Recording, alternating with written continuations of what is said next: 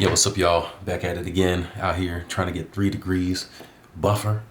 Got my email today, Reapp in the building, and counseling and psychology. I'm on my way. But anyways, like, subscribe, share. You know how we roll, you know how we do. I want to talk about this project that we got started on in the summer, and that is supposed to take us the entirety of our time in the doctoral program, the dissertation.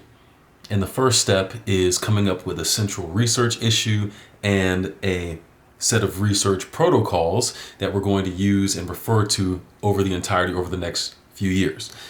So obviously it's a pretty big deal because the entire degree is based on this singular project. Now, in traveling down here to Tennessee, I got my computers, I got the iPad, I got all my resources, I got my books on Kindle, and I forgot my notes and the things that I actually did by hand in class over the summer. So it felt like I was initially at a disadvantage because all of the pre-work and things that I had done already, it's like I don't have that. So I'm looking at this outline in the syllabus and I'm trying to remember exactly what I did. But sometimes when you can't remember things, it's a good thing. You know what I'm saying? And I had the paper completely filled out. We had to have 3 ideas of what we wanted to do the dissertation on, and I couldn't really remember any of them specifically, just kind of generally. But now, in reading back through the book and going over what I need to turn this assignment in, the ideas ended up coming a little bit more clearly than I think they had since the summer, even though I hadn't been really in depth thinking about this since then. And back then, the topic was student missions. If you've watched any of the videos on this channel, you know that I spent a lot of time. I was out in Palau for 5 years as a missionary, and it was a real impactful opportunity that I was blessed to be a part of. And a lot of the students that I spoke with from my time and since then have talked about how much they appreciate the missionaries as well. But on the flip side, and where the issue that I kind of see coming into the frame is, man, if you look at the organization that's kind of responsible for the mission programs in the different universities, overall the numbers have gone down over the last several years. And I haven't put anyone on blast for this interview process that I did for a certain position yet. That video is coming because I got some heat that I'm bringing on that. But it's interesting because the overall numbers of missionaries has gone down in the last several years. And the question is like, why? What are people doing about it? How are we trying to inspire more young people to go out here and serve? When you look at how the mission mentality, the idea that serving someone else and treating them well, it's something that can really make a difference in the world. And yet it's something that we see dying off. Like, what are the efforts that we're putting in to try to revamp this or to inspire more people to do it?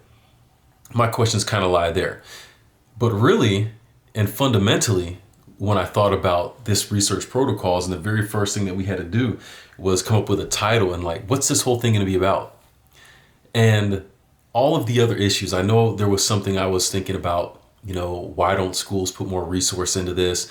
What is it about young people's growing up and their backgrounds that make them either adverse to the idea of student missions or proponents of it and end up eventually doing it? What are some of the what's some of the feedback that we get from missionaries after they return to talk about whether it's been something for them? How can we track the things that they've done since coming back to see how that's played a part? All these different things were ideas that I had to spend for this research paper, and those might still come, but they're not getting at the core of what I think the issue is. And oddly enough, I was sitting here last night reading, and the thought came to my mind, well, what is the goal of student missions? How is it defined? And yeah, we have like a general idea, but I don't know that I've ever heard anyone outline what the goals are, what the objectives are for student missions, for the programs. What are the outcomes that we're hoping to get for the students who go, for the school when those students return, and for the locations where the students actually go out to serve as missionaries? I don't think I've ever heard any of that outlined to me. And this isn't to say that those explanations don't exist, but the more I think about it, you can't ask questions around student missions unless we know what we're talking about. And maybe some of this is inspired by some of the videos and thought processes that my mind has been on recently about speaking the same language. Obviously, there's a language barrier when it comes to a lot of different places where you can go to serve as a missionary. I have some friends, was with them in Palau, they're out in Cambodia right now, they're experiencing that. But even within the idea of student missions and the people who are talking about it, there might be a language barrier there as well.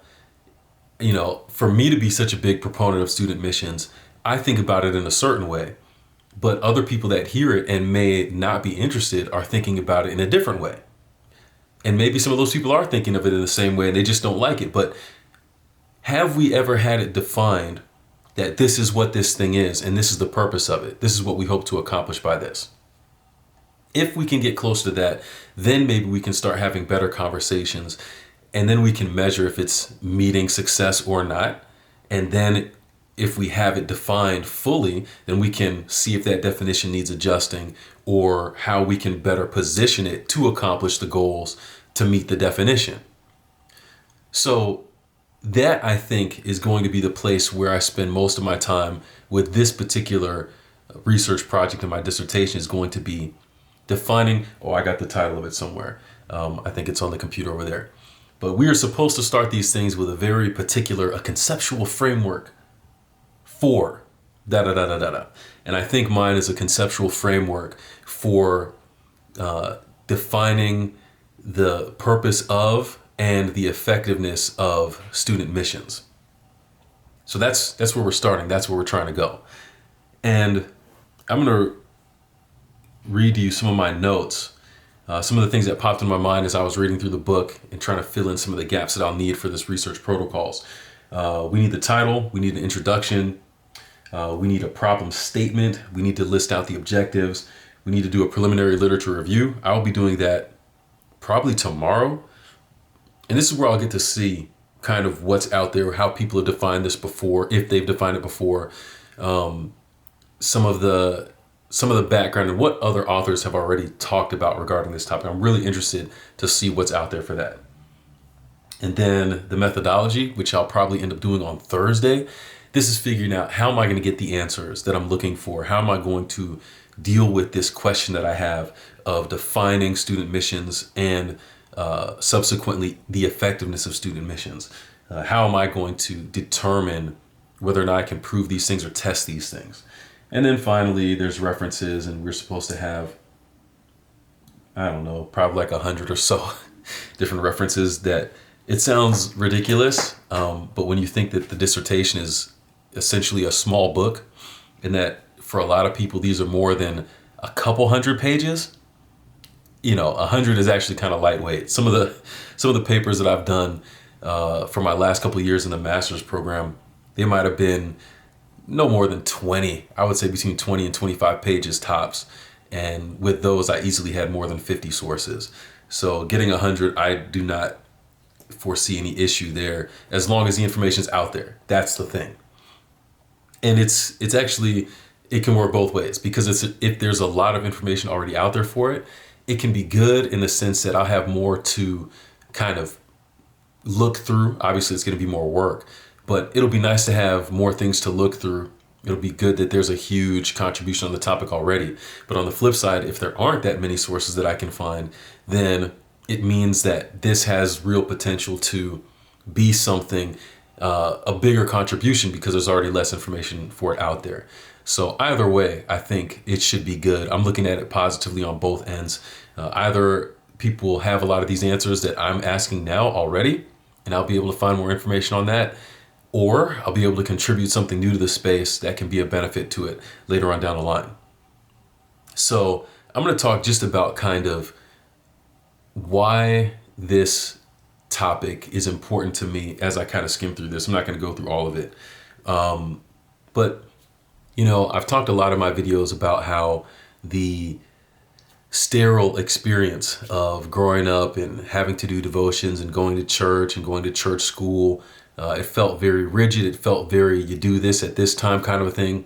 And there was a lot of doing of the right thing, but never any real buy-in. I never felt like I'm identifying with this. I felt like I was doing it for that person, for these people, and for these eyes that are looking at me, but not necessarily for my own benefit.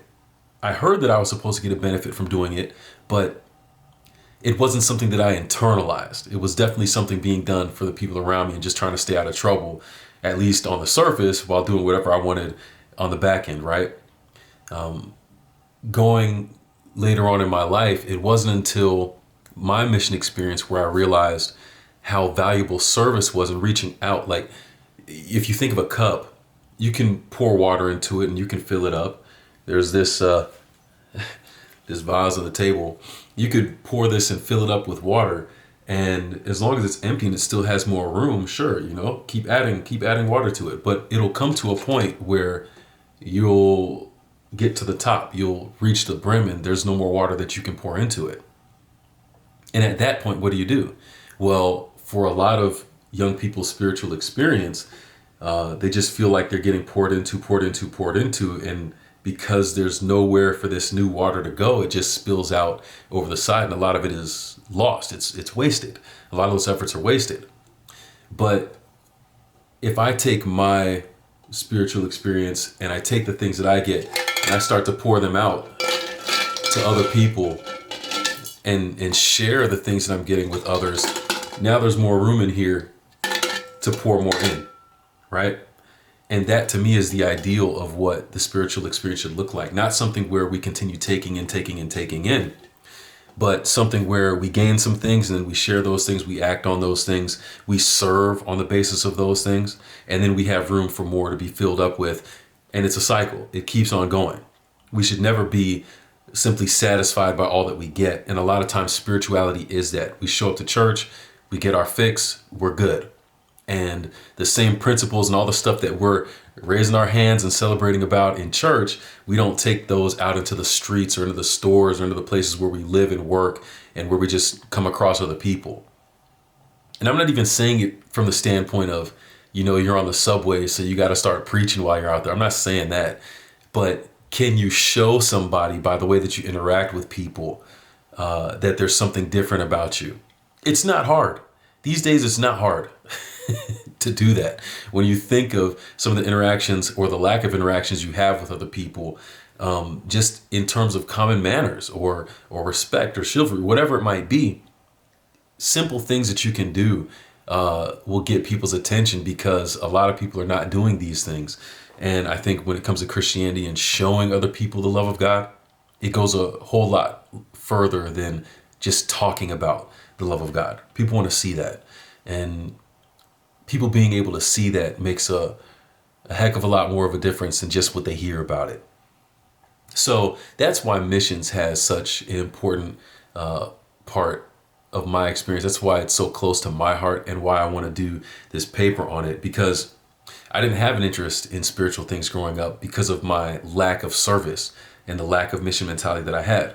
But if young people can get that now, then it's not about, well, they'll stay in church more. No, it's more about you actually feel like you're doing something, you're accomplishing something that's in line with what you profess. When you're able to do things that are in line with the things that you say, then it has value. And a lot of young people these days are already going down that path. And at least from what I've seen, a lot of them are not finding that within Christianity, because a lot of it tends to be more talk and less doing. The being and the doing and the talking doesn't all match up. So they go other places where they can, whether it's protests for this or being able to stand up for this group or saying things about this conflict that's going on in a place overseas. You know what I'm saying? But I believe that within spirituality, there's just as much opportunity to have that kind of ownership over your experience and to be able to share those things in a practical way with the people around you that we don't necessarily think of. So yeah, I want to figure out, what is it that we're actually meaning when we say student missions? How did this program come to be? Why did it come to be? What was the purpose of it back then? Has it changed from what it is now? How did it work back then? One of my very first videos for the podcast, Go the Mission, was what's in a name. And it was talking about how a lot of these Adventist institutions, when they first started, had missionary in the name of the university. I'm down here in Tennessee right now. The high school that I went to, the college that I went to was Southern Adventist University at this time. But when it was first started, it was Southern Missionary College.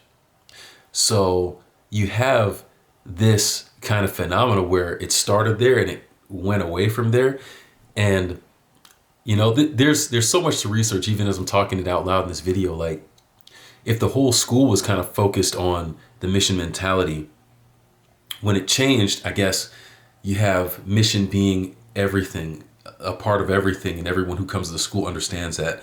But now it's isolated to just a piece of the university, a piece of the department, where people can kind of take part of it in it if they want to, but it's not something that's expected from everyone in every department. I don't know.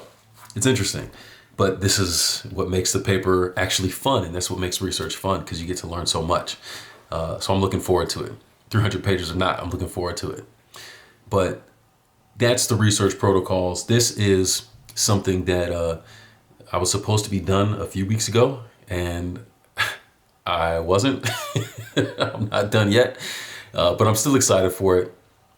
And the goal is to get done through this preliminary process and get these last couple pieces done tomorrow and Thursday, so I can turn it in on Friday and have this thing written up and be ready to go. So we'll see what happens there. But it's definitely exciting as the project starts to shape and take form. And I'm looking forward for the feedback I'll get from the professors as well to see if it's a dumb idea or whether there's something there. It's got some legs. Hopefully it'll have some legs so I don't have to redo the whole thing, because yeah, you're not trying to get down the line a couple of years and have to lose a couple of years to retrace your steps. So I'm definitely not trying to do that. But anyways, thanks for tuning in. Like, subscribe, and share. Go to Uncle Corey Johnson. We out here trying to take a step ahead, and I will catch y'all in the next one. Peace.